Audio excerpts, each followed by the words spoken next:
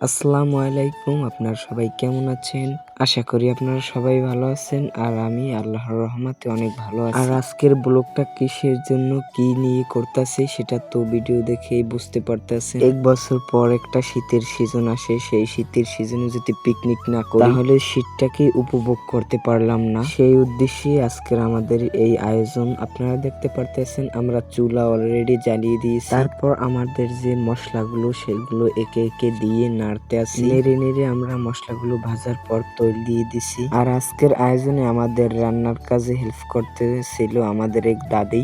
সে অনেক কাজ করে, তার মাধ্যমেই আমরা এইগুলো করতেছি। আমরা শুধু করতেছি, সে হুকুম দিতেছে। দাদি বলল তারপর চালগুলো দিতে, আমরা চালগুলো দিয়ে নিলাম। দেওয়ার পর পাতিলে তারপর খুব কড়াভাবে নাড়তে হবে, না হলে তলিতে লেগে যাবে। নাড়ার শেষে এবার দেওয়া হবে পানি। পানি না দিলে সিদ্ধ হবে না চালটা। আর চাল সিদ্ধ না হলে খাবার উপযুক্ত হবে না।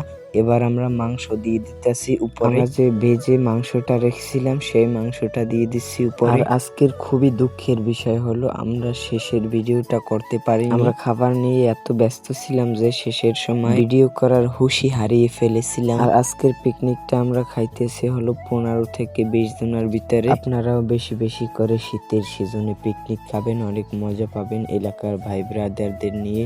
আজকের ভিডিও এই পর্যন্তই। সবাই ভালো থাকবেন, সুস্থ থাকবেন। আসসালামু আলাইকুম।